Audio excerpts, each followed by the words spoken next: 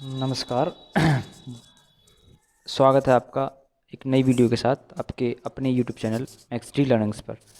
ठीक है, तो आज बात होगी बहुत ही ज़्यादा इम्पोर्टेंट टॉपिक या आप कह सकते हैं सब्जेक्ट है यूपीएसआई वालों के लिए और आपकी सामान्य जानकारी के लिए। ठीक है, तो वीडियो को स्किप नहीं करेंगे बिल्कुल भी, पूरी वीडियो को अंत तक कायदे से देखेंगे और उससे जो भी आपको नोट्स बनाते चलना है वो बनाते चलेंगे। बहुत ज़्यादा इम्पोर्टेंट है, पेपर आने वाला है 5-6 दिन में से, 12 तारीख से शुरू है प्रत्येक यूपीएसआई वाले बंदे के लिए।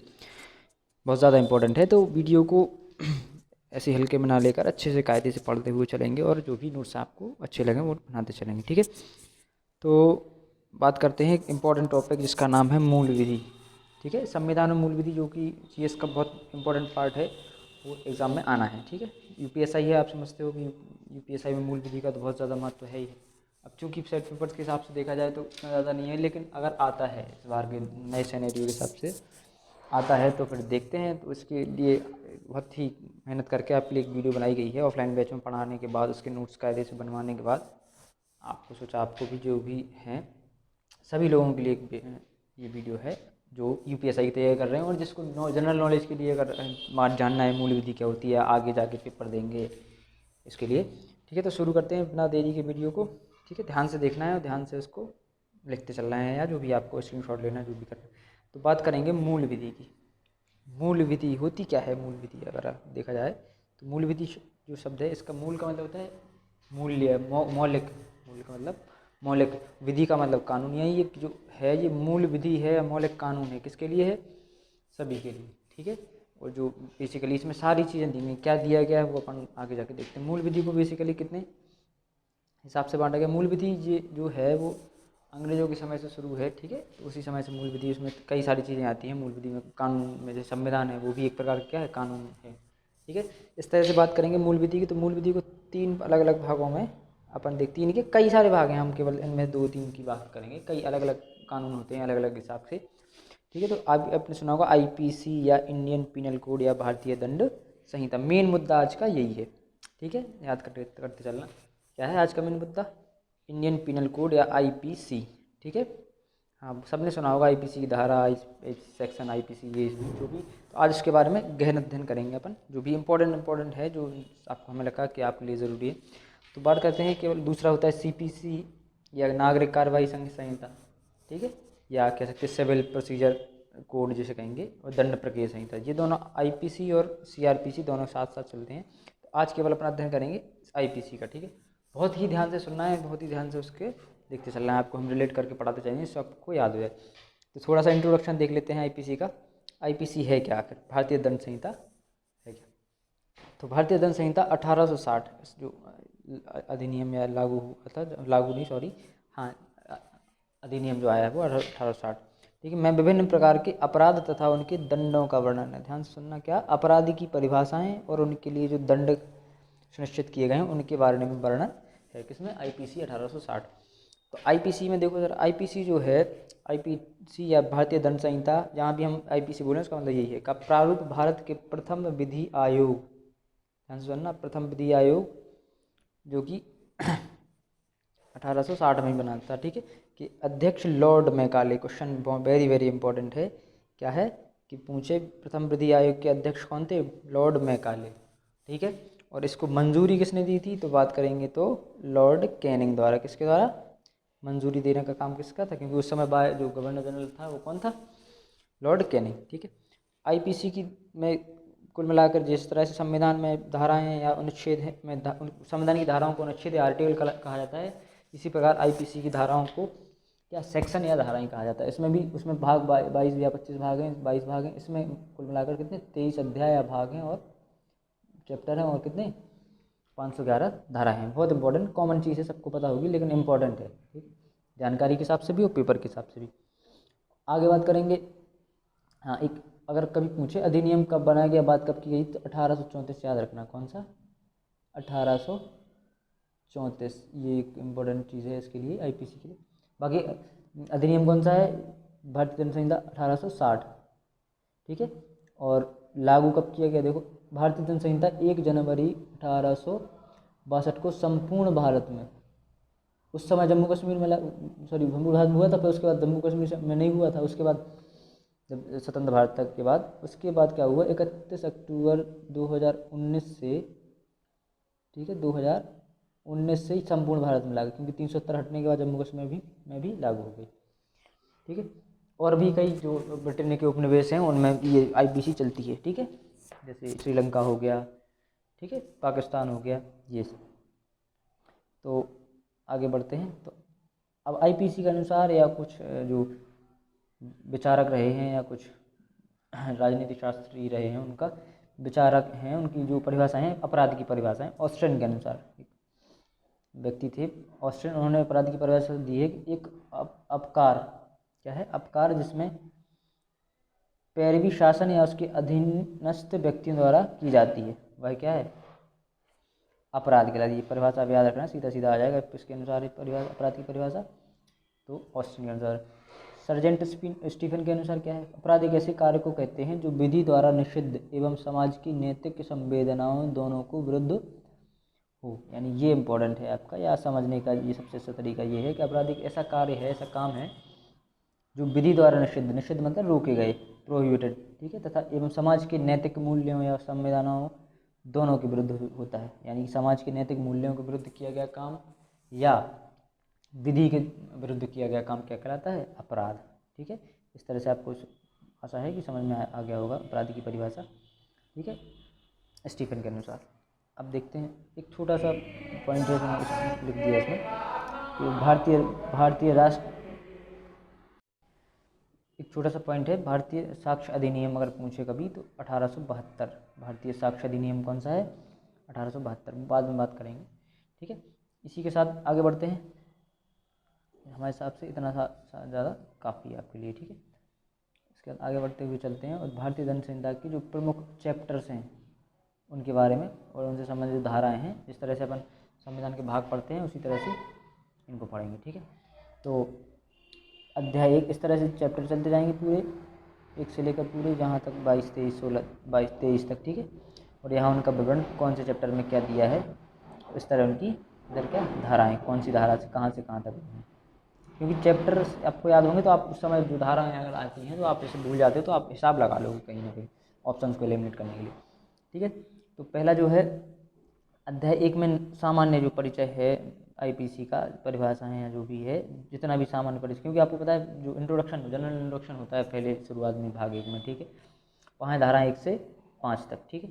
दूसरा आपका है सामान्य स्पष्टीकरण, क्या है, सामान्य स्पष्टीकरण, जो भी एक्सप्लेनेशन होगा वो 6 से 52 तक जो है सामान्य स्पष्टीकरण है, ठीक है, अपराध के बारे में, ठीक है। आईपीसी में एक्चुअल चीज़ क्या है, आईपीसी में जो है अपराध की परिभाषाएं हैं और उनके लिए क्या प्रावधान है वो चीज़ है।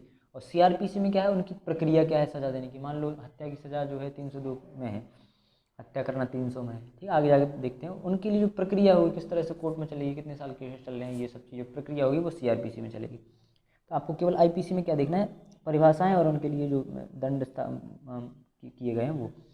हाँ, तो 1 में हो गया परिचय, 2 में हो गया स्पष्टीकरण, किस तरह से उसका दिया गया है। उसका भाग 3 में या अध्याय 3 में उसके लिए दंड, जो भी चीज़ें दी गई हैं उनके लिए दंड या सजा या पनिशमेंट, ठीक है। अनुच्छेद का चलना 53 से 75 तक, ठीक है। उसके बाद आते हैं कुछ सामान्य अपवाद हैं, या अपवाद क्या, अपवाद का मतलब क्या है, अपराध जो अपराध नहीं माने जाएंगे या उनमें जो ऐसे अपराध जिनमें दंड से छूटे, पनिशमेंट नहीं दी जाएगी, वो आगे देखते हैं हम किस तरह से। जैसे मान लो कोई जल्लाद है, कोई विशेष पद पर बैठा है राष्ट्रपति, तो उनको किस मामले में सज़ा नहीं दी जाएगी या कौन से मामले को अपराध नहीं माना जाएगा, ये सब सारी चीज़ें 76 से 106 तक देखते चलना, बाकी अपन सब देखते हैं एक एक करके धाराएँ। थोड़ी लंबी वीडियो हो जाएगी लेकिन एक वीडियो में पूरा सार निकल के आएगा आपका, ठीक है। दूसरा है आपका दुष्प्रेरण। अब दुष्प्रेरण का मतलब क्या है, उकसाना, किसी काम के लिए उकसाना। उकसाना भी कई प्रकार का, 3 प्रकार का उकसाना होता है। किसी की सहायता करना भी उकसाने जैसा होता है, ठीक है, किसी को किसी काम के लिए सहायता करना हो गया, दुष्प्रेरण के लिए, अपराध के लिए उकसाना हो गया। 3 उद्देश्य होते हैं, हम आपको अगर आगे देखते हैं मिलता है तो बताते हैं, ठीक है। तो इम्पोर्टेंट है, ये क्वेश्चन आता है कि इनमें से कौन सा उकसाने या दुष्प्रेरण में नहीं आता है, वेरी इंपॉर्टेंट क्वेश्चन है एक, ठीक है। 107 से 120, ठीक है। एक एक धारा को अपन पढ़ते चलेंगे जो इंपॉर्टेंट है, पहले भाग देख लें। अब 5A क्या कहता है, 5 तो हो गया, 5A कहता है आपराधिक षड्यंत्र, हाँ, आप षड्यंत्र में क्या कहता है, ये दोनों जो चीज़ें हैं, उकसाने का मतलब भी तो षड्यंत्र होता है, षड्यंत्र रचना हो जाएगा, उस किसी को सहायता करना हो जाएगा, ये उकसाने के में आते हैं। आपराधिक षड्यंत्र में केवल दो धाराएं 120 और 120 और 120 ए और 120 बी, बहुत ज़्यादा इंपॉर्टेंट पार्ट है ये वाला, याद रखना आप। ठीक है, दोनों जो धाराएं हैं या अध्याय हैं बहुत ज़्यादा इंपॉर्टेंट है। ठीक है, हमने इसको रेड मार्क कर दिया है। अब देखिए अगला जो भाग है वो है भाग 6, राज्य के विरुद्ध जो अपराध किए जाएंगे उनकी परिभाषा, उनके लिए क्या दंड है, वो सब चीज़। ठीक है, 121 से लेकर 130 तक। उसके बाद क्या है, जो डिफेंस से संबंधित है, यानी कि जितनी भी सेना है, थल सेना, जल सेना, वायुसेना, इनके अधीन जो अपराध आते हैं, इनके द्वारा जो अपराध किए जाते हैं, उनको कहाँ रखा गया है, 131 से 140 तक। भाग 7 में भाग 8 क्या कहता है, अध्याय 8 क्या कहता है, लोक शांति के विरुद्ध जो अपराध किए जाते हैं, पब्लिक पीस के जो अगेंस्ट जो अपराध किए जाते हैं, उनको कहाँ रखा गया है, भाग 8 में या अध्याय 8 में 141 से 160 तक। ठीक है, इसी तरह से आगे बढ़ते हैं। भाग 9, लोक सेवकों के संबंधित अपराध, या जो लोक सेवक होते हैं, जो पब्लिक के जो कर्मचारी होते हैं सरकारी, जो उनसे संबंधित जो अपराध हैं वो कहाँ रखे गए हैं, अध्याय नंबर 9 में और अनुच्छेद 161 से 171 तक। सर से रिलेट करते चलना, जो हम ज़्यादा इंपॉर्टेंट होगा उनको हम आपको लगा देंगे रेड मार्क। ठीक है, जैसे दंड वाला है। ठीक है, ठीक है। उसके बाद आपका 9A इम्पोर्टेंट ये भी है। 9A में क्या जोड़ा गया, 9th A में से लोक सेवाओं के निर्वाचन से संबंधित जो लोक सेवा होंगे उनका निर्वाचन का जो भी होगा वो किस तरह से चलेगा, वो 171 से 171A से 171I तक। ठीक है, भाग 10 क्या कहता है, लोक सेवाओं के आदेश। लोक सेवकों के आदेश क्या है, उनको क्या आदेश दिए जाने सरकार द्वारा या जो भी उच्च अधिकारी होंगे द्वारा, 172 से 190 तक। वीडियो को बहुत कायदे से सुनना है, बहुत कायदे से देखना है, स्टूडेंट लेते चलना है, क्योंकि वीडियो को बहुत मेहनत से बनाया गया है। वीडियो के साथ साथ जो नोट्स बनाने में मेहनत लगी है स्टूडेंट की, वो ज़्यादा इंपॉर्टेंट है। ठीक है, हमारे जो एक मित्र हैं या स्टूडेंट्स सुबह ऑफलाइन बैच में आते हैं, कपिल, उन्होंने ये नोट्स बनाए हैं कायदे से, क्योंकि हमने उन लोगों को अच्छे से बोल के लिखवाए थे, समराइज़ करके। उन्होंने बहुत मेहनत करी है कपिल भाई ने, तो उसके लिए आप उनकी मेहनत और हमारी मेहनत के लिए इसको कायदे से देखते जाएँ, आपका नंबर पक्का होगा। दूसरा भाग नंबर 11, झूठे साक्ष्य प्रस्तुत करना या सबूत प्रस्तुत करना, इंपॉर्टेंट है ये भी। झूठे साक्ष्य के द्वारा जो अपराध किए जाएंगे या किसी को सज़ा दिला दोगे आप, तो उसकी जो परिभाषा या दंड है उसके लिए क्या है, वो सारी चीज़ें भाग आपका 11 में उपलब्ध है, 191 से लेकर 229 तक। ठीक है, इसी क्रम में भाग 12 में क्या है, नकली सिक्के या स्टाम्प पेपर, ये स्टाम्प छापना लिखा है। ठीक है, नकली पेपर सिक्के वगैरह छापना, ये किस में आएगा आपका 230 से 263 तक। इसमें क्या सजाएं हैं या किस तरह से छापे जाते हैं, जो भी सारी चीज़ें, क्योंकि अपराध की परिभाषा और उससे संबंधित जितनी भी चीज़ें हैं, दंड है, जो भी चीज़ें हैं, सजा है, वो सब, जुर्माना, ये सब सारी चीज़ें इसी में आती हैं एक दूसरे के बाद। ठीक है, क्योंकि आईपीसी में अपराध की परिभाषा के साथ साथ उसका दंड भी है। ठीक है, 13 नंबर में क्या है, नाप आदि, जैसे कोई व्यक्ति है, दुकानदार है, वो बाँट में, तोलने में, पेट्रोल पंप वाले डीजल मापने में अगर कोई कैसे बेईमानी करते हैं, तो उसका जो दंड है या उसकी जो परिभाषा है या उसके लिए दंड है, वो कहाँ है, भाग 13 में 63 से 263 से 267 तक। ठीक है, उसके बाद वेरी वेरी इंपॉर्टेंट, लोक स्वास्थ्य, 14 नंबर जो है आपका क्या है, लोक स्वास्थ्य से संबंधित है। ठीक है, 268 से 294 तक। पब्लिक जो हेल्थ है उसके लिए जो भी है प्रावधान, वो कहाँ है, अध्याय 14 और धारा आपकी 268 से 294 तक। फिर धर्म, सारे इंपॉर्टेंट 15 धर्म के जितनी भी रिलीजियस चीज़ें हैं, आप जैसे अपराध, धार्मिक अपराध हैं, जैसे कि मस्जिद में जाके कोई और काम, गलत काम कर देना, या मंदिर में जाके कोई गलत काम कर देना, ये सब सारी चीज़ें कहाँ हैं, 295 से 258 तक इंपॉर्टेंट है ये सारी चीज़ें, जो 15, 16, 14 बता रहे हैं ना। उसके बाद मुद्दा आ गया आपका जो मेन है, जो आपको जानकारी होना बहुत ज़्यादा ज़रूरी है। ठीक है, बहुत ज़्यादा ज़रूरी है। जितने भी शारीरिक संबंधी, शरीर से संबंधी जो अपराध हैं, चाहे वो आपका अपहरण हो गया, आपका मृत हत्या हो गई, आपको मारना हो गया, ये भी सारी चीज़ें, जितने आघात वगैरह हो गए, सब आपके कहाँ आएंगे, सब आपके इधर भाग अध्याय 16 और की जो धारा है 299 से 377 तक। ठीक है, बहुत ज़्यादा इंपॉर्टेंट है, ध्यान रखना इस चीज़ को। ठीक है, तो आपने सुने भी होंगे कई, जैसे 300 है, 300 में हत्या हो गया, 302 में हत्या का दंड हो गया, 265 हो गया उसमें, तो 365 हो गया, ये सारी चीज़ें। 365 में आपका जैसे अपहरण हो गया। ठीक है, 376, 370, सब कहीं ना कहीं आप बात से रूबरू होंगे। ठीक है, इंपॉर्टेंट है ये वाला जो है 16 नंबर भाग, जो आपको मेन पढ़ना है या आपका सिलेक्शन हो जाए तो आपको ये सारे मुद्दे ज़्यादातर मिलेंगे। ठीक है, उसके बाद इसी क्रम में आगे बढ़ते हुए देखते हैं भाग नंबर 17। ठीक है, भाग नंबर 17 का ऐसे संबंधित है संपत्ति, जितनी भी संपत्ति का अधिग्रहण वगैरह ये सब चीज़ें हो गई। संपत्ति संबंधी जो धारा है वो कौन सी, 378 से 462 तक। ठीक है, भाग है आपका या अध्याय 17। अध्याय 18 किससे संबंधित है, दस्तावेज संबंधी, ये दस्तावेजों या उनसे संपत्ति चिन्हों से संबंधित जो भी है, जितने भी दस्तावेज होंगे, कागजात वगैरह होंगे संपत्ति से संबंधित, उनके बारे में जितने भी अपराध होंगे वो किस में आएंगे, अध्याय 18 में। और आपका अनुच्छेद या धारा कौन सी है, 463 से 489 ई तक। ठीक है, उसके बाद भाग 19। भाग 19 किससे, क्रिमिनल ब्रीच। क्रिमिनल ब्रीच या यानी कि आपराधिक उल्लंघन या कोई ऐसा अत्याचार करना, वो किस में आएगा, आपका 19 नंबर अनुच्छेद में, भाग में, और अनुच्छेद 490 से 492 तक। ठीक है, देखते जाना, चलते अच्छे से सुनते जाना, और जो भी है बाकी फिर आप वीडियो को दोबारा से पीछे करके देख सकते हो, आगे करके देख सकते हो। ठीक है, जिस भी स्पीड में देखना चाहो देख सकते हो। वीडियो को देखना ज़रूर, लेकिन अंत तक। ठीक है, बहुत ज़्यादा इंपॉर्टेंट है। ठीक है, एसआई वालों के लिए रामबाण है ये वीडियो। क्या है, रामबाण। अगर ये पढ़ के जाते हो तो आपका बहुत बहुत बहुत सहायता होगी आपको। ठीक है, अगर मूल विधि से क्वेश्चन आते हैं तो इन्हीं में से आएंगे। तो आगे बढ़ते हुए देखते हैं भाग 20 में क्या है, विवाह से संबंधित जितनी भी जो घटनाएं हैं, विवाह या मैरिज से संबंधित जितनी भी प्रताड़ना है, ये सब चीज़ें किसमें आएंगी, भाग 20 में, और अनुच्छेद 493 से 498 तक। ठीक है, अब ये आया सबसे फिर से मोस्ट 20A में क्या है, 20A में पति पत्नी के रिश्तेदार द्वारा पत्नी या घरेलू हिंसा में क्या करना है, पत्नी को प्रताड़ित करना दहेज के लिए या किसी चीज़ के लिए, तो वो कहाँ आएगा, 498A। 498A बार बार बोलने का कारण समझ रहे हो आप, सब बार बार बोलने का सिर्फ एक कारण है, 498A का मतलब बहुत ज़्यादा ज़रूरी है ये। ठीक है, उसके बाद भाग 21 में देखते हैं क्या है, भाग 21 में क्या है, भाग 21 में आपका मानहानि संबंध, थोड़ा गलती लिखी है उसमें, कोई दिक्कत नहीं।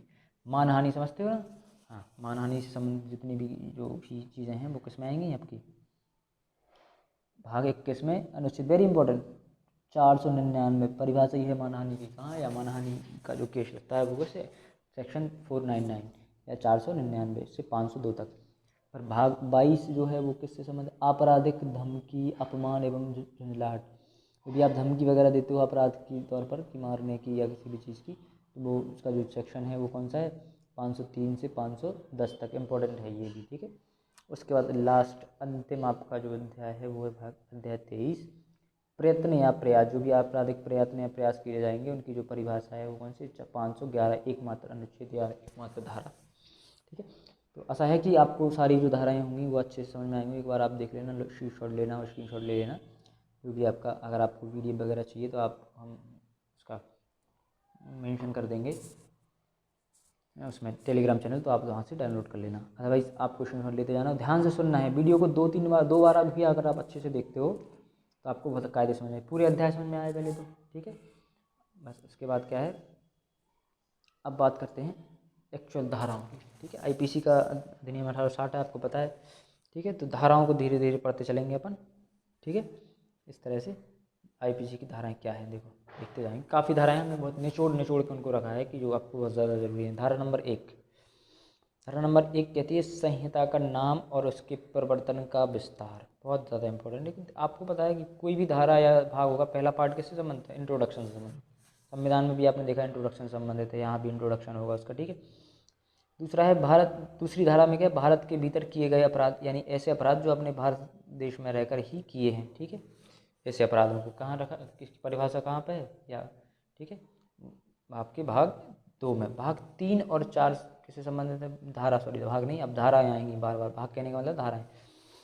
भाग 3 और 4 है भारत के बाहर है, मान लो किसी व्यक्ति ने भारत के बाहर जाकर अपराध कर दिया तो वो क्या है, दोषी माना जाएगा भारत की आईपीसी की धारा 4 और 3 के तहत। ठीक है, धारा 6 में क्या है, आई पता है ना, 1 से 5 तक हो गया। उसके बाद इसी में आता है किसी भारत के बाहर किया गया था। अब धारा जो 6 है वो यानी कि भाग 2 लग गया आपका, किससे संबंधित, आईपीसी का साधारण अपवाद, यानी जो कौन सी जो धाराएं हैं या कौन से अपराध हैं जो अपराध की श्रेणी में ना आकर वो अपवाद में आते हैं, जैसे कि किसी व्यक्ति द्वारा क्या कर देना, ऐसे व्यक्ति द्वारा अपराध करना या अपनी आत्मरक्षा, जो भी है जितने भी अपराध हैं कि जो अपवाद हैं वो कहाँ आएंगे, भाग नंबर धारा नंबर 6 में। ठीक है, आगे देखो 18 नंबर धारा, सीधे 18 पे आएंगे क्योंकि बीच वाले ज़्यादा इंपॉर्टेंट नहीं लगे हमें। भारत शब्द परिभाषित किया गया, वेरी वेरी इंपॉर्टेंट। अगर क्वेश्चन आएगा तो ये आ सकता है कि सब में आईपीसी की कौन सी धारा में भारत शब्द को परिभाषित किया गया है या भारत को परिभाषित किया गया है। वेरी वेरी इंपॉर्टेंट, 100% अगर क्वेश्चन आता है तो ये क्वेश्चन आने के पूरे चांसेस हैं। ठीक है, तो याद रखना भारत आईपीसी की धारा 18 के तहत भारत शब्द को परिभाषित किया गया है। ठीक है, बात करेंगे अनुच्छेद या धारा नंबर 19 क्या है, न्यायाधीशों से संबंधित। किससे संबंधित है, हाँ किससे संबंधित है, न्यायाधीशों से। जो भी न्यायाधीशों से संबंधित जो धारा है वो कौन सी है, इतनी इंपॉर्टेंट नहीं है लेकिन फिर भी आप देखते चलो उसको। ठीक है, न्यायाधीशों से संबंधित। इसके बाद बीच में क्या है, न्यायालय। जैसे राज्य सरकार कार्यपालिका मजिस्ट्रेट के रूप में नियुक्त करता है, जितने भी मजिस्ट्रेट नियुक्त किए जाएंगे वो राज्य कार्यपालिका द्वारा नियुक्त किए जाएंगे, यानी ये निपटने के लिए। ठीक है, उसके बाद 21 नंबर फिर इंपॉर्टेंट है, लोक सेवकों से संबंधित धारा है। इससे लोक सेवक वही कर्मचारियों से संबंधित। ठीक है, 22 नंबर जो है चल संपत्ति से संबंधित। जो चल संपत्ति समझते हो ना, जैसे आप विचरण करा सकते हो, यहाँ से वहाँ तक ले जा सकते हो। ठीक है, अचल संपत्ति इसका मतलब जो को आप उठा के कहीं नहीं ले जा सकते। ठीक है, इसका 29 नंबर जो धारा है वो दस्तावेजों से संबंधित है। ठीक है, 30 जो है मूल्यांकन प्रतिभूतियों से, जो प्रतिभूतियों का जो मूल्यांकन, मूल्यवान प्रतिभूतियों से है क्या, जो मूल्यवान प्रतिभूतियाँ आपकी हैं, प्रीसियस जो चीज़ें हैं उनके लिए प्रतिरक्षा के लिए। उसके बाद 33 में क्या है, कार्य से संबंधित। ठीक है, इस तरह से जो इम्पोर्टेंट होंगे हम उनको बहुत ज़्यादा इम्पोर्टेंट को क्या करेंगे, हाईलाइट करते चलेंगे। धारा नंबर 34 के संबंधित संयुक्त रूप से सजा, यानी कि धारा 34 क्या कहती है, एक अपराध के लिए मान लो 5 लोग जिम्मेदार हैं तो सबको संयुक्त रूप से सजा मिलेगी। ठीक है, इम्पोर्टेंट है ये। ठीक है, उसके बाद 38 में देखो इसी संबंध वो इसमें पृथक रूप से सजा, यानी अपराधों के लिए अलग अलग सजा मिलेगी। ठीक है, 40 में क्या है, अपराध की परिभाषा, इम्पोर्टेंट है। अपराध की परिभाषा कहाँ है, धारा 40 में। 50 में क्या है, ये थोड़ा उसने सही नहीं लिखा होगा या तो भी। ठीक है, इसको 50 वाली को कट कर चलते हैं। ठीक है, उसके बाद देखो 51 क्या है, शपथ संबंधी जितनी भी धाराएं हैं वो किससे आती हैं, 51 धारा में। उसके बाद 53 में क्या है, दंड, इम्पोर्टेंट है ये। दंड जो है किस में है, 53 नंबर धारा नंबर 53 में क्या है, दंड से संबंधित, दंड को परिभाषित किया गया किस तरह से दंड होगा। ठीक है, 73 में क्या है, एकांत परिदोष, क्योंकि अब देखो दंड शुरू हो गए ना, पनिशमेंट। तो 73 में क्या है, एकांत परिदोष का मतलब समझते हैं, एक बंद कमरे में कैद कर देना कैदी को, एक तन्हाई में भेज देना। उसका भी नियम होता है 14 दिन या 7 दिन करके 14 दिन या अधिकतम 3 महीने का जो है एकांत परिदोष आप किसी को दे सकते हैं। ठीक है, ये एक प्रकार का कठोर सजा होती है। ठीक है, 78 में क्या है, न्यायालय के निर्णय या आदेश के अनुसरण में किया गया कार्य। जैसे वह व्यक्ति उस व्यक्ति का अपराध नहीं माना जाएगा जो न्यायालय के निर्देशानुसार क्या करता है, निर्णय के हिसाब से अपराध करता है। जैसे मान लो आप कहें कि अब जल्लाद जो है, जल्लाद किसी व्यक्ति को क्या कर सकता है, वो तो मारता ही है, क्यों मारता है ना, तो वो भी तो क्या है एक प्रकार का दोषी होना चाहिए, लेकिन वो क्या है, दोषी नहीं होता है। इसीलिए लिखा है सजा, जल्लाद को सजा से मुक्त रखा जाता है। इंपॉर्टेंट ये चीज़ क्वेश्चन आ जाएगा, यदि कोई जल्लाद किसी व्यक्ति को फांसी देता है तो क्या वो भी जिम्मेदार होगा, नहीं होगा। कौन सी धारा, धारा नंबर 78, वेरी इंपॉर्टेंट। ठीक है, उसके धारा 82 क्या कहती है, 7 वर्ष से कम आयु के शिशु का कार्य अपराध माना जाए या ना माना जाए, उसको क्या है, उसमें रखा जाए या ना रखा जाए, ये। ठीक है, 83 कहती है 7 वर्ष से ऊपर तक किंतु 12 वर्ष से कम आयु के परिपक्व समझ के शिशु का कार्य। अब मान लो 7 से ज़्यादा और 12 से कम वाले व्यक्ति ने किया है कार्य तो वो क्या कहाँ जाएगा। ठीक है, ये धारा नंबर 83, क्योंकि परिभाषाएं हैं इसमें, फिर उसकी सजाएं हैं। ठीक है, धारा 84 क्या है, विकृत चित्र व्यक्ति का कार्य। मान लो किसी व्यक्ति है वो पागल है, तरह से विकृत चित्र जो चित्र है उसका जो दिमाग है वो क्या है, विकृत है, बिगड़ा हुआ है, तो वो व्यक्ति जो कार्य करेगा वो कहाँ जाएगा, वो सब उसकी जो परिभाषा है, उसका जो अपराध है वो धारा नंबर 84, यानी 82, 83, 84। 82 में क्या है, 7 वर्ष से कम उम्र के, 83 में 7 वर्ष से ज़्यादा उम्र के, और 84 में विकृत व्यक्ति जो होगा, विकृत चित्त का व्यक्ति जो कार्य करेगा वो। 95 में क्या है, तुच्छ अपहानि कारित करने का कार्य। तुच्छ अपहानि या अपहति का मतलब होता है, अपहानि कहते हैं, अपहति कहेंगे, यानी कि छोटी मोटी चोट के हिसाब से किया गया जो कार्य होगा वो किसमें आएगा, अनुच्छेद नंबर 95। वेरी इंपॉर्टेंट है ये, 95, 96, 97, 98, 100, 99, ठीक है, 95 लेकर 100 तक बहुत इंपॉर्टेंट है। जितनी भी अपहानि, प्राइवेट प्रतिरक्षा यहाँ शुरू होगी, यानी किसी व्यक्ति ने आप पर कार्य किया है छोटी मोटी हानि के तौर पर, तो उसका जो परिभाषा है वो चीज़। 96 में क्या है, प्राइवेट प्रतिरक्षा में की गई बातें, ऐसी बातें हैं जो आप क्या है खुद की प्रतिरक्षा में करोगे। एक व्यक्ति जो निजी व्यक्ति है अपनी निजी प्रतिरक्षा में जो कार्य करेगा वो किसमें आएगा, 96 में। 97 में क्या है, शरीर एवं संपत्ति की निजी प्रतिरक्षा का अधिकार, यानी कि व्यक्ति को खुद की जो हमला होता है तो उसकी संपत्ति, अपनी संपत्ति और अपने शरीर की निजी प्रतिरक्षा करने का अधिकार जो है कोर्ट आपको देगा, ठीक है। उसके लिए आपको सज़ा नहीं होगी, बस आपको सिद्ध करना होगा। 97 बहुत इंपॉर्टेंट है ये सारी चीज़ें। 98 का है क्या, ऐसे व्यक्ति के कार्य के विरुद्ध प्राइवेट प्रतिरक्षा का अधिकार जो विकृत चित्त है, यानी कोई पागल व्यक्ति आप पर हमला कर दे तो उसके लिए आपके लिए क्या है, आपको नहीं पता कि वो पागल है तो क्या करोगे आप, आपको प्रतिरक्षा का अधिकार है, ठीक है। हाँ, दूसरा क्या है, 99 सोच में लिखा नहीं है लेकिन आप ध्यान से लिखना, हम बोल रहे हैं 99 भी क्या है, प्राइवेट प्रतिरक्षा से संबंधित है। 100 इंपॉर्टेंट है, जो क्या अगर कोई व्यक्ति आप पर जानलेवा हमला करता है, कैसा हमला, जानलेवा हमला, कैसा, जानलेवा हमला करता है, तो उस व्यक्ति के खिलाफ आप क्या करोगे, प्राइवेट प्रतिरक्षा में आप जो भी आप बंद करता है वो आप करोगे, ठीक है। धारा नंबर 100 इंपॉर्टेंट है, उसमें लिख नहीं पाया आप ध्यान से लिखिए। धारा नंबर 100 में क्या, अगर आप पर किस जानलेवा हमला होता है तो उसके लिए आपको प्राइवेट प्रतिरक्षा का अधिकार है। अब आएंगे सीधा सीधा 120, बताया था 120A और 120 बहुत ज़्यादा इंपॉर्टेंट है, तो इनको इस तरह से लॉक करना है आपको कि बस भूलो ना, रटना है इनको, रटना नहीं मतलब समझते चलना है। 120A क्या कहता है, आपराधिक षड्यंत्र करने की परिभाषा, यानी आपराधिक षड्यंत्र बताया था भाग कौन सा भाग था, ठीक है। आपराधिक षड्यंत्र में 120A में इंपॉर्टेंट क्वेश्चन है, ये क्वेश्चन आएगा ही आएगा अगर आता है तो। 120B में क्या है, आपराधिक षड्यंत्र का दंड, दंड जो है या उसको जो सजा मिल रही है वो किसमें है, 120A में है आपका षड्यंत्र की परिभाषा। पूरी IPC में यही है कि परिभाषा और दंड, परिभाषा और दंड, ठीक है। तो 121A में परिभाषा है, फिर क्या है उसका दंड है। इंपॉर्टेंट है बहुत ज़्यादा, याद रखना इस चीज़ को, कभी ध्यान रखना दोनों चीज़ों को, बहुत इंपॉर्टेंट है, ठीक है। हाँ, आगे बढ़ते हैं। 121 में बताया है षड्यंत्र है और चीज़ों से संबंधित, ठीक है। और 124A वेरी वेरी इंपॉर्टेंट, फिर से राजद्रोह करने का जो धारा है वो कौन सी है, राज्य के विरुद्ध आपने कोई चीज़ सोची है वो अपराध आपका माना जाएगा तुरंत अगर आप सोचते भी हो तो, ठीक है। तो राजद्रोह का क्या है, 124A, ठीक है, बहुत इंपॉर्टेंट है। भारत 125 में क्या है, भारत सरकार के मैत्री संबंध रखने वाले किसी एशियाई शक्ति पर के विरुद्ध विद्रोह करना क्या है आपका अपराध माना जाएगा 125 के तहत। भारत सरकार के कोई भी जो आपका, भारत सरकार कोई मित्र देश है एशियाई देश जिसमें की शक्ति के विरुद्ध आप क्या करोगे, विद्रोह करोगे, तो आपका जो विद्रोह है वो अपराध माना जाएगा कौन से तहत, 125 के तहत, ठीक है।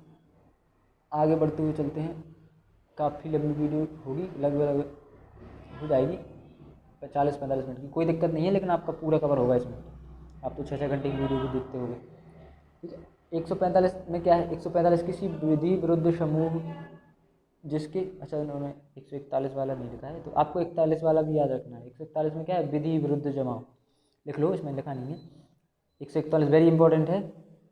141 में विधि विरुद्ध जमाव मतलब कानून के विरुद्ध आपने 4 से, विधि विरुद्ध जमाव कब माना जाएगा, आप 5 या 5 से अधिक लोग इकट्ठे खड़े हो जाओगे तो उसे क्या कहा जाएगा, विधि विरुद्ध जमाव, ठीक है, वेरी इंपॉर्टेंट। फिर उसके बाद आगे बढ़ रहे हैं, केवल वो धारा बची थी, ठीक है, उन्होंने लिख नहीं पाई होगी, कोई बात नहीं।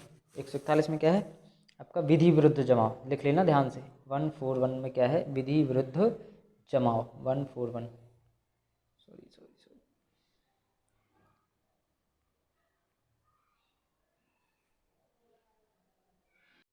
सॉरी वो कट हो गया था, कोई बात नहीं। तो 141 में क्या है, विधि विरुद्ध जमाव, विधि विरुद्ध जमाव किसे कहा जाएगा, जो ऐसा जमाव जहाँ पे 4 से 5 से देख लो, 5 या 5 से अधिक लोग इकट्ठे जमा होंगे वो क्या कहलाएगा, विधि विरुद्ध जमाव। उसी संबंधित सारी धाराएं हैं, ये इंपॉर्टेंट है, पूरा पूरा पार्ट ये, ठीक है, यहाँ से पूरा यहाँ तक, ठीक है। अगला क्या है, 145 किसी विधि विरुद्ध जमाव जनसमूह जिसे बिखर जाने का समादेश दिया जाता है में जानबूझ का सम्मिलन, यानी कि मना किया गया है खड़ा होने के लिए 5 लोगों में और आप जानबूझकर उसमें खड़े होते तो आप पर धारा 145 लग जाएगी, ठीक है, ध्यान रखना। 145 बने उसमें शामिल होना या बने रहना उसी में, ठीक है। फिर भी आप मना करने के बाद भी आप क्या है उसमें बने हुए हो, ठीक है। तो धारा 145 लगेगी। उसके बाद धारा 146 में क्या है, उपद्रव करना या बलवा करना। बलवा करने का मतलब क्या है, मान लो कहीं कोई सम्मेलन वगैरह या कोई सभा या संघ वगैरह हो रहा है, या कहीं कोई लोग इकट्ठे हुए हैं, भीड़ इकट्ठी, वहाँ पे आपको हिंसक हिंसक कार्य कर दो, हिंसा कर दो, वो क्या लगेगा, बलवा करना या उपद्रव करना। 146 इंपॉर्टेंट है ये, ठीक है, बहुत ज़्यादा इंपॉर्टेंट है, ध्यान रखना, वेरी वेरी इंपॉर्टेंट, ठीक है। उसके बाद 147 क्या है, बलवा करने के लिए दंड, यानी परिभाषा बलवा की कहाँ होगी, बलवा करना होगा 146 में, उसके लिए दंड जो हो गया वो हो गया 147, ठीक है। तो इसके आगे चलते हैं, सारी जितनी भी हैं सब इंपॉर्टेंट है। 148 में क्या है, घातक आयुध से सज्जित होकर उपद्रव करना, यानी कोई बहुत ज़्यादा बड़ा जो क्या करना आपको, उपद्रव करना या हिंसा करना कहीं, ठीक है, कोई ऊधम करना, ये सब कहेंगे, उपद्रव जैसे कहेंगे, ठीक है। 151 फिर से इंपॉर्टेंट है, लोग पूछते हैं कि 151 कोई भी जो पुलिस वाला होगा आपसे ये पूछेगा, अगर कोई मित्र है तो वो ये पूछेगा 141, या कहीं से वो आला होगा मजाक में ये कहेगा मैं आपको 151 लगवा देंगे। तो 151 क्या है, 5 या अधिक व्यक्तियों के जमाव में जानबूझ कर शामिल होना, यानी 145 और 151 जो है वो क्या है, मिलते जुलते हैं, ठीक है। 151 कि 5 लोगों या 5 से ज़्यादा जो भी विधि विरुद्ध जमा होता है उसमें जानबूझ कर शामिल होना क्या कहलाता है, आपका धारा 151 के तहत अपराध माना जाएगा, ठीक है। 159 इंपॉर्टेंट ये भी है, 159 के सारे इंपॉर्टेंट है यहाँ तक, ठीक है। 159 में क्या है, दंगा, क्या है, दंगा, किस तरह का दंगा, दंगा कोई भी हो सकता, दंगा की परिभाषा है 159 में, ठीक है। उसका 160 में क्या है, दंगा के लिए दंड, सीधी बात, पहले दंगा करोगे उसके लिए दंड दिया जाएगा।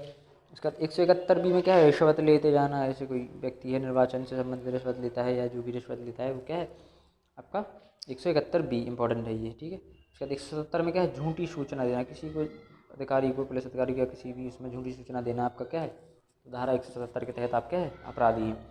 धारा 151 में क्या है, झूठे साक्ष्य प्रस्तुत करना, बताया ना, साक्ष्य प्रस्तुत भाग नंबर 11, ठीक है, झूठे साक्ष्य प्रस्तुत करना 191। 192 क्या है, झूठा साक्ष्य गढ़ना, या मतलब उस चीज़ को बनाना, झूठे साक्ष्य को पहले तो देना और फिर ये क्या है बनाना, गढ़ना मतलब उस चीज़ को आप खुद से बना रहे हो झूठे साक्ष्य को, मान लो कोई आपने वीडियो एडिट करके ऐसा कर दिया या फोटो एडिट करके दे दिया, तो ये क्या में जाएगा, धारा 192 में।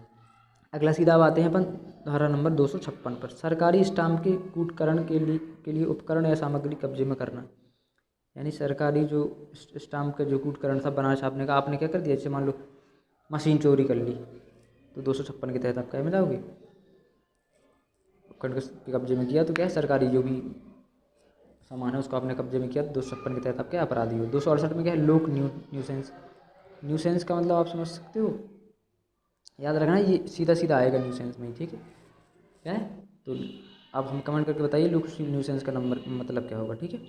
268 में क्या है, लोक न्यूसेंस, इंपॉर्टेंट है ये, क्वेश्चन में ऑप्शन में मिलेगा आपको कहीं ना कहीं, ठीक है। 268 में क्या है, लोक न्यूसेंस, पब्लिक से संबंधित होगा, आप कमेंट करके बताना। 289 में क्या है, जीव जंतु के संबंध में उपेक्षापूर्ण आचरण, मतलब जीव जंतुओं के साथ ऐसा व्यवहार करना जो उपेक्षापूर्ण है, जैसा होना नहीं चाहिए, ठीक है, किसी भी जीव या जंतु के तहत। तो 289 के तहत आप क्या है, अपराधी माने जाओगे, ठीक है। 295 में क्या है, 295 जो अनुच्छेद है वो क्या कहता है, किसी वर्ग की धर्म का अपमान करने के आशय से उपासना के स्थान पर क्षति करना या पवित्र करना, बताया था धर्म से संबंधित है अध्याय, तो बस 16 नंबर अध्याय जो क्या है धर्म से संबंधित है, एक बार फिर से चेक करना।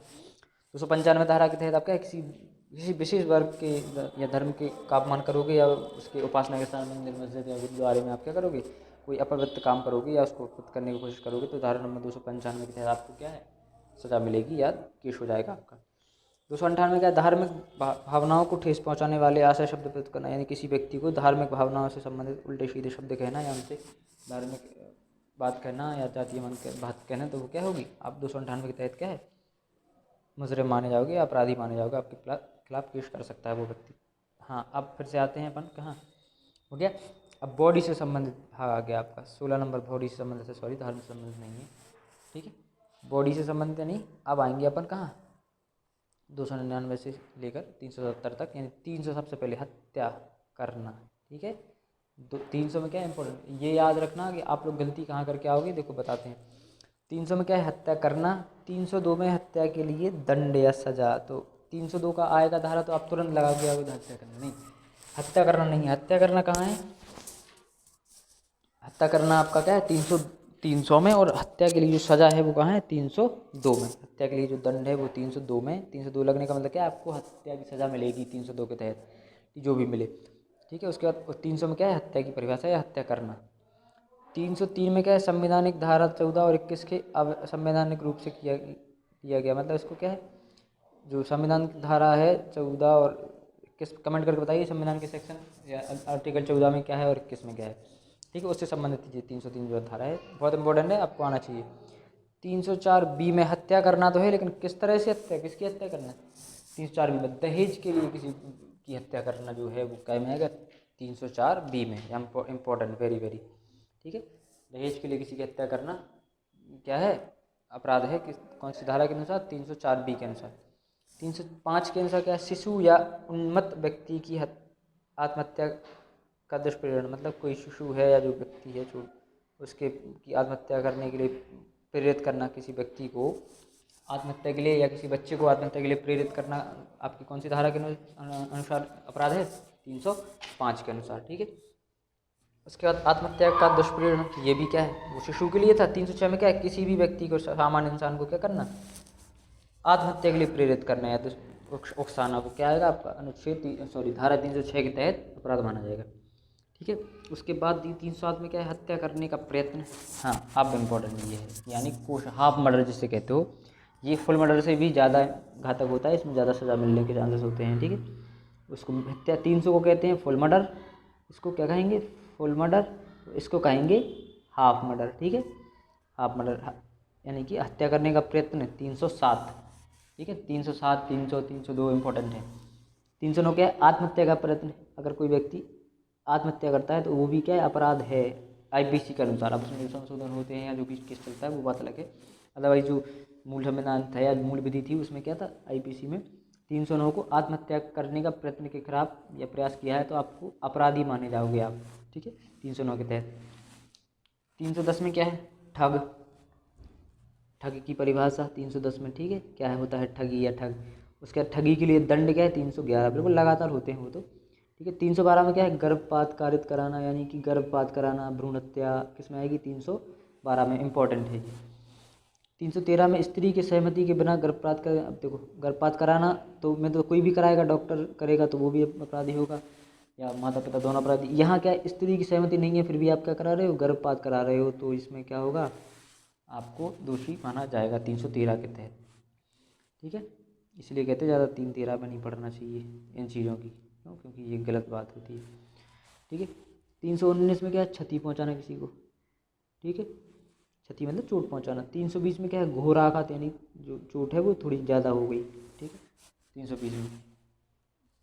इसका 326 ए क्या है, एसिड अटैक।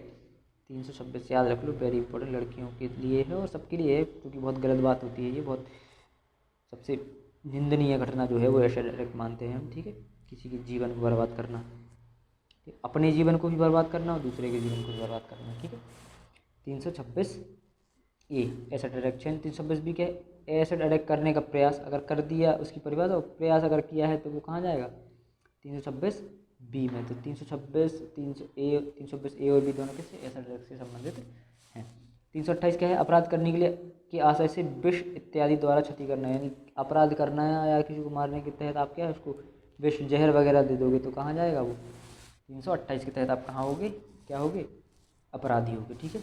आशा करते हैं सारी चीज़ समझ में आती जा रही होंगी, क्योंकि ये वीडियो थोड़ा लंबा है तो आपको सुनना तो पड़ेगा ही पड़ेगा, ठीक है। तो सारी चीज़ें इंपॉर्टेंट, इसलिए बिना रोके हम आपको पढ़ाते जा रहे हैं, क्योंकि पेपर बहुत ज़्यादा नज़दीक है और सारी वीडियोस भी बनानी होती हैं, ठीक है, ऑफलाइन भी के साथ क्लासेस भी लेनी होती हैं।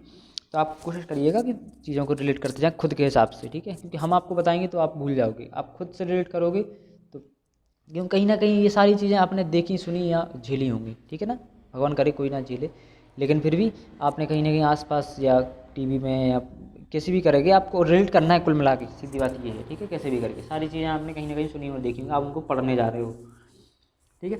उसके बाद बात करते हैं 351 पे, ठीक है, किस पे बात करेंगे 351 किस संबंध से, हमले से संबंधित। हमला मतलब कोई अटैक वगैरह जो भी होगा वो किससे संबंधित होगा 351।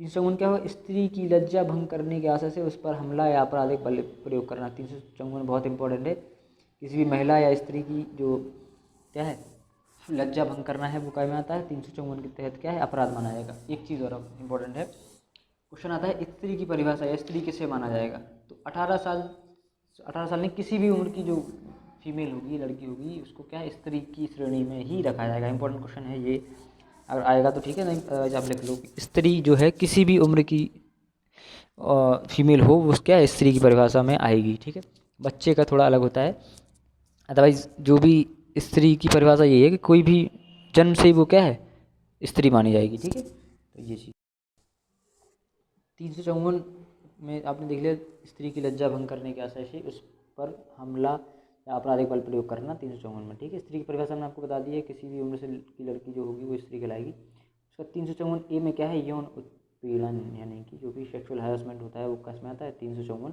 ए में। ठीक है, सबके लिए ज़रूरी है, जानकारी है, ज़रूरी होती है, भले ही पेपर में आए ना आए, जानकारी के लिए, नॉलेज के लिए तो पढ़ना ही चाहिए। ठीक है, हमेशा नॉलेज के लिए पढ़ोगे तो हमेशा काम में आएगी चीज़। अगर आप किसी विशेष एग्जाम के थ्रू के लिए पढ़ोगे तो वो केवल उस एग्ज़ाम तक रहेगी और आप उस हिसाब से याद कर पाओगे, भूल जाओगे। ठीक है, तो याद रखना स्त्री के यौन उत्पीड़न से संबंधित जो धारा है वो कौन सी है 354 ए। 354 बी क्या है, एक स्त्री को निर्वस्त करने के इरादे से के हिसाब से कार्य करना। ठीक है, तो ये भी इंपॉर्टेंट है, किसी व्यक्ति को निर्वस्त करने के, भगवान ये चीज़ें बहुत गलत होती हैं लेकिन लोग करते हैं। ठीक है, तो उसके लिए अपराध की श्रेणी में आएगा 354 बी के हिसाब से। उसके बाद सीधा आएंगे 409 पर। 409 में क्या है, लोक सेवक या बैंक कर्मचारी या व्यापारी या अभिकर्ता द्वारा विश्वास का आपराधिक हनन, यानी कि आप किसी भी व्यक्ति द्वारा फ्रॉड वगैरह किया जाएगा तो वो कैसे में आएगा 409 में। ठीक है, यहाँ से सारी चीज़ें फ्रॉड से ही शुरू होंगी, पैसे से लेन देन की जो भी। ठीक है, ठीक है, उसके बाद 410 में क्या है, 410 में चुराई हुई संपत्ति, यानी चुराई हुई संपत्ति अगर आपके पास पाई जाती है तो आप अपराधी माने जाओगे 410 के अनुसार। ठीक है, उसके बाद 414 क्या है, चुराई हुई संपत्ति छिपाने में सहायता, यानी कोई व्यक्ति चुराई हुई संपत्ति लाता है, आप उसको छिपाने में उसका मदद करते हो तो आप 414 के तहत क्या माने जाओगे अपराधी। ठीक है, 415 में क्या है, छल, अगर कोई व्यक्ति किसी के साथ छल करता है तो क्या है ठग करता है, ठगी तो हो गया, ये छल करना जो है इसमें। 417 में छल के लिए दंड, यानी परिभाषा 415 में और दंड इसमें 417 में। 420 का याद रखना, वो 420 तो लगती है आपको याद होगी, वो क्या है बेईमानी करना, छल करना। ठीक है, 441 सीधा क्या है आपराधिक अतिचार, यानी कोई भी आप क्या क्या करोगे, किसी पे आपराधिक अतिचार करते हो, क्रिमिनल ब्रीच करते हो तो वो किसमें आएगी। ठीक है, आपका 441 में। 442 में क्या है गृह अतिचार, यानी किसी के व्यक्ति के गृह से संबंधित, घर से संबंधित, जो गृह संपत्ति से संबंधित जो अतिचार करोगे आप, ब्रीचिंग करोगे वो किसमें आएगी 442 में। 445 इंपॉर्टेंट है गृह भेदन, यानी किसी हाउस ब्रेकिंग जिसे कहेंगे, गृह भेदन का मतलब होता है हाउस ब्रेकिंग, किसी के घर को तोड़ के अंदर घुसना है दिन में। उसके बाद क्या है 46, ये दोनों इंपॉर्टेंट है, 40 46 वो सॉरी 45 46। 446 क्या है रात्रि गृह भेदन, रात्रि गृह रात में किसी की खिड़की वगैरह तोड़कर या उसके घर में घुसना, क्या कहलाएगा रात्रि गृह भेदन। 447 में क्या है आपराधिक अत्याचार के लिए दंड, अब इतना जो आपराधिक अत्याचार आपने किया है वो काय में आएगा, भाग जो था 447 में दंड दिया जाएगा। ठीक है, उसके बाद 448 में क्या है गृह अत्याचार के लिए, आपराधिक अत्याचार के लिए 447 में, 441 वाले के लिए, 442 43 वाले के लिए 498 में, 48 में क्या है दंड दिया जाएगा। 478 में क्या है व्यापारिक चिन्ह से संबंधित है। ठीक है, और 479 है आपका वो है 479 किससे संबंधित, संपत्ति के चिन्हों से संबंधित है।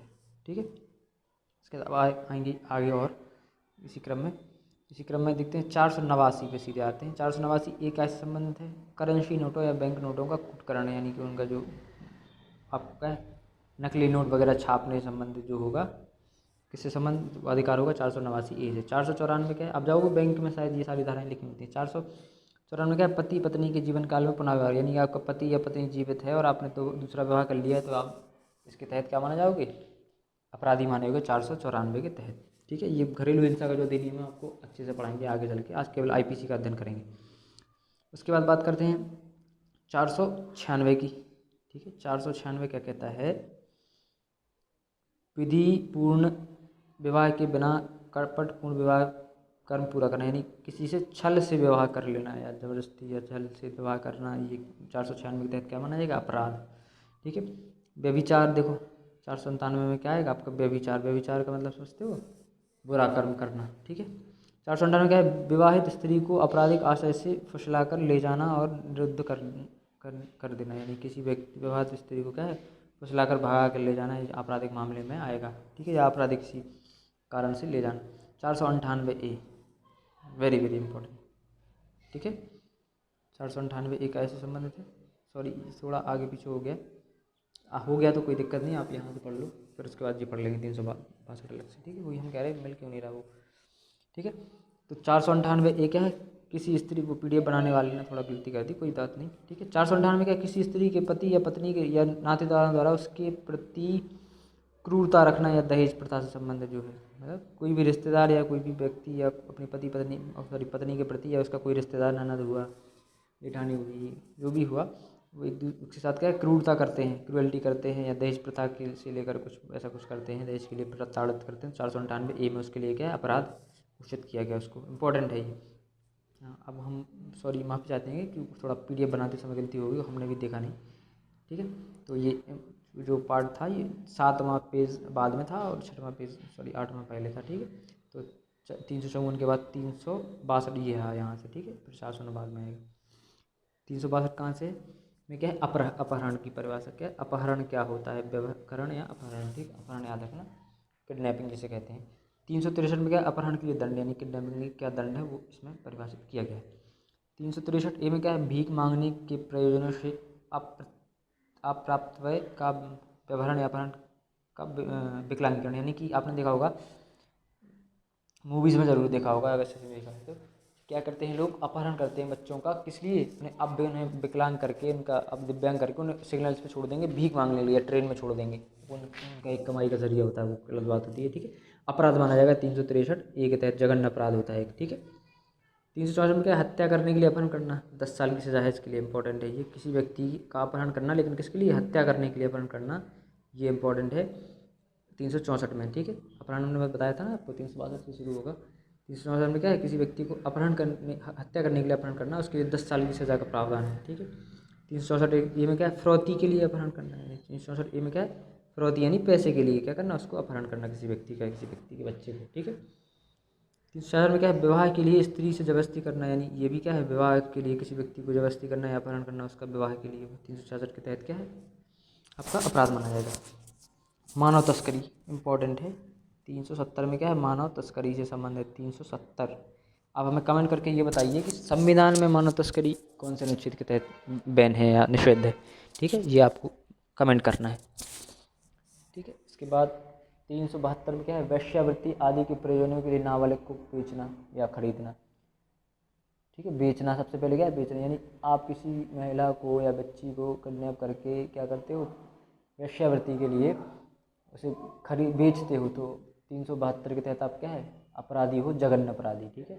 373 में क्या है, वही वेश्यावृत्ति के प्रयोजन से नाबालिग को खरीदना, बेचने वाला और खरीदने वाला, पहले तो बेचने वाला अपराधी है और साथ में उसके साथ खरीदने वाला भी अपराधी है। अब आते हैं आपका इम्पोर्टेंट है ये भी 375 से शुरू होंगे, यानी कि बलात्संग का मतलब होता है बलात्कार या रेप, ठीक है। क्या होता है, यहाँ सारी बातें किससे संबंधित हैं, रेप से संबंधित है। तो ये सारे जो अपराध हैं उसके बारे में आपको देखो। 75 में क्या है, बलात्संग की परिभाषा। 76 में क्या है, बलात्संग के लिए दंड, देखो समझ रहे हैं ना, तो याद रखना, कहा जाता है 376 लगी, 376 लगने का मतलब क्या है, उसके लिए दंड मिलेगा, उसने जो काम किया है, क्या किया है, रेप वगैरह किया है, तो वो 376 में उसके लिए दंड मिलेगा, ठीक है। जैसे 302 में दंड है, 300 में क्या है, हत्या करना, जैसे यहाँ क्या है, बलात्कार करना 75 में, और उसके लिए दंड जो है 376 में, ठीक है। 377 देखो ये इंपॉर्टेंट है अब, ठीक है। अब ये नहीं सोचना कि 370 हट गई, क्या क्यों, उसका क्या रीज़न है वो आपको बताते हैं। 370 में क्या, प्रकृति के विरुद्ध कार्य अपराध करना, ऐसा अपराध जो क्या है अननेचुरल हो, जैसे गैंग रेप हो गया, ठीक है। अपराध तो 376 बलात्कार जो रेप था 376 में हो गया, 75 में हो गया। 370 में क्या है, जघन्य, इस तरह का अपराध जो प्रकृति के ही विरुद्ध हो जाए, ठीक है। जैसे आप जो कहते हो 370 हटने का मतलब क्या, समलैंगिकता भी तो क्या थी, प्रकृति के विरुद्ध थी, लेकिन उसको अब वो ना मान के हटा दिया गया, उसको समलैंगिकता को इसमें से हटा दिया गया, लेकिन जो अभी भी कई से अप्राकृतिक करते हैं वो अभी भी हैं, जिसमें 370 ही लगती है। उसके बाद 378 में क्या है, चोरी इंपॉर्टेंट है ये, ठीक है। 378 में चोरी, 79 में चोरी के लिए दंड, ठीक है। उसके बाद 83 में क्या है, उद्यापन या जबरन वसूली करना किसी चीज़ से, धमकाना, हफ्ता वसूल करना, ये सब केस में आता है 383 में। 390 में लूट है, 391 में डकैती, 92 में लूट के लिए दंड, 95 में डकैती के लिए दंड। ठीक है, इस तरह से रिलेटेड है सारी चीज़ें, आप पढ़ते जाना। 96 क्या है, 96 में इंपॉर्टेंट है हत्या सहित डकैती, यानी कि हत्या भी की है आपने और डकैती भी की है, तो आप पर कौन सी 396 लगेगी, सज़ा होगी आपको और जुर्माना दोनों लगेंगे। इसमें डकैती भी कब माना जाएगा, जब 5 या 5 से अधिक लोग क्या करेंगे, लूट करेंगे, डकैती करेंगे तो वो क्या कहलाएगी, डकैती कहलाएगी, 5 से अधिक लोग। 403 क्या है, संपत्ति का बेईमानी से गबन या दुरुपयोग, यानी किसी की संपत्ति को क्या करोगे, संपत्ति पे आ गए अपन। 403 में क्या है, किसी की संपत्ति का आप क्या करते हो, बेईमानी से गमन करते हो या दुरुपयोग करते हो, तो उसमें किस में आएगी, वो संपत्ति में, संपत्ति संबंधित हो गए। अब अपन आते हैं लास्ट अंतिम की ओर। अंतिम क्या है, 499 में बताया था, 499 मानहानि भाग 20। ठीक है, उसके बाद 499 हो गया। 500 में क्या, मानहानि के लिए दंड। ठीक है, 506 में क्या है, धमकाना।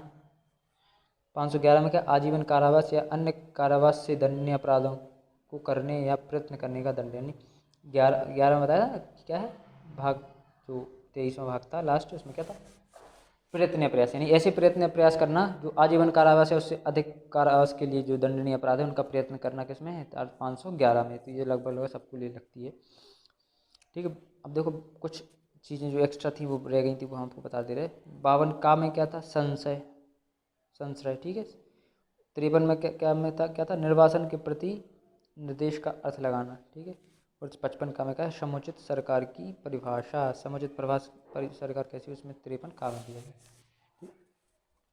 ठीक है, उसके बाद देखो कुछ जो बाद हुए जो इंपॉर्टेंट है, ये चीज़ें आने वाली पेपर में हैं, हमने देखा है जो पेडागोजी टाइप के क्वेश्चन आते हैं वो इस तरह से आते हैं, साइकोलॉजिकल क्वेश्चन आएंगे या कुछ बाद पूछ लेंगे, केसेस पूछ लेंगे। जैसे आर बनाम मैकनाटनवाद, यानी आर बनाम या आर वर्सेस मैकनाटनवाद, ये क्या है, अस्वस्थ मन से अपराध का बचाव करना, यानी कोई व्यक्ति है अस्वस्थ मन का है या प्रकृति का है, वो क्या है, वो क्या है, उससे अपराध से बच जाएगा। अगर सर्टिफिकेट दिखा देता है, कोई पागल व्यक्ति कुछ अपराध कर देता है तो उसको क्या है, सज़ा उस हिसाब से नहीं मिलेगी, उन्हें पागल खाने भेजा जाएगा, ये सब चीज़ें। ठीक है, तमिलनाडु बनाम नलिनीवाद, ये इंपॉर्टेंट है, तमिलनाडु राज्य वर्सेस नलिनीवाद। इसमें क्या है, उच्चतम न्यायालय ने इस बात में कहा है कि पत्नी अपने पति को संरक्षण देने पर दोषी ठहराई जा सकती है, पर दोषी नहीं ठहराई जा सकती, यानी पत्नी जो है पति को अगर संरक्षण नहीं देती है तो वो दोषी नहीं ठहराई जाएगी।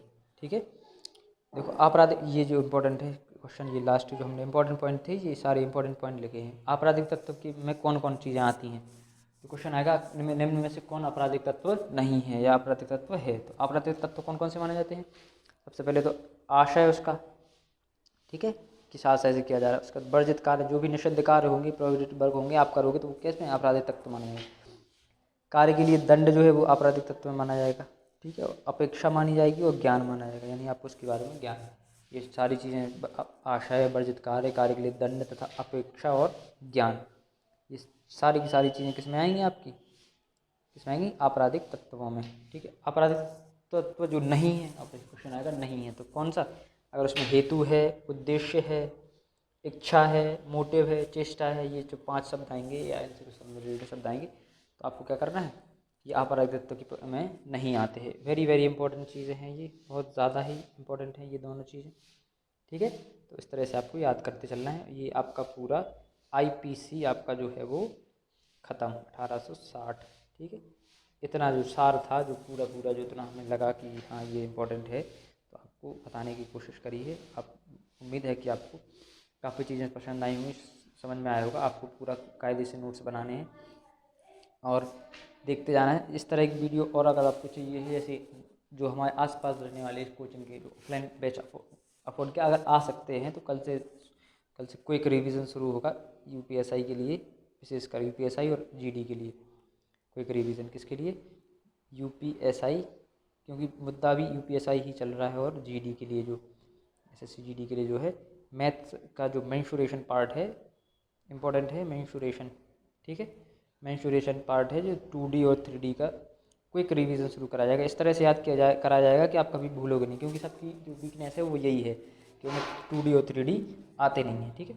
तो इतना सब पढ़ने के बाद आपको क्या करना है, कायदे से वीडियो को कम से कम 2 बार देखें, भले ही आप स्पीड बढ़ा के स्पीड कम करके जिससे भी आप समझ में आप देखें और उसको क्या है स्क्रीनशॉट ले लें और याद करते रहें। इन्हीं में से अगर IPC का क्वेश्चन आते हैं, मूल विधि क्वेश्चन आते हैं तो इनमें से ही आएंगे, सबसे ज़्यादा पार्ट जो है IPC का ही है, ठीक है। और जो अधिनियम है वो हमको आपको एक एक करके एक दिन करके पढ़ाते जाएंगे। जैसे CRPC एक दिन में हो जाएगा, एक दिन में घरेलू हिंसा हो जाएगी, एक दिन में जनहित याचिका हो जाएगी। इंपॉर्टेंट भले ही पेपर में ना आए लेकिन आपको जीवन में बहुत काम में आएंगी ये सारी चीज़ें जितनी भी मेहनत करके बनाई गई हैं। और आप में से आसपास वाले कुछ भी जो भी व्यक्ति यहाँ आसपास के हों, ठीक है, जो आ सकें तो उनके लिए दरवाजे खुले, ठीक है। तो जो भी इधर आसपास रहता है तो वो आ सकता है, या जिसको लगे कि हाँ वो जो यूपी जो 2D और 3D मेंसुरेशन पढ़ाया जाएगा वो हर एक एग्ज़ाम के लिए बहुत इंपॉर्टेंट होगा, चाहे वो यूपी टेट हो, चाहे वो CTET हो, चाहे वो सुपर टेट हो, या GD हो, ग्रुप डी हो। ग्रुप डी का तो मेन है ही चैप्टर ये मेंसुरेशन और साइंस। तो मेंसुरेशन की क्विक रिवीजन जो होगा वो शुरू होगा कल से 11 बजे से शुरू होगा, ठीक है। आप आ सकते हैं, 1 डेढ़ घंटे की क्लास होगी और इस तरह से पढ़ के जाएंगे आप।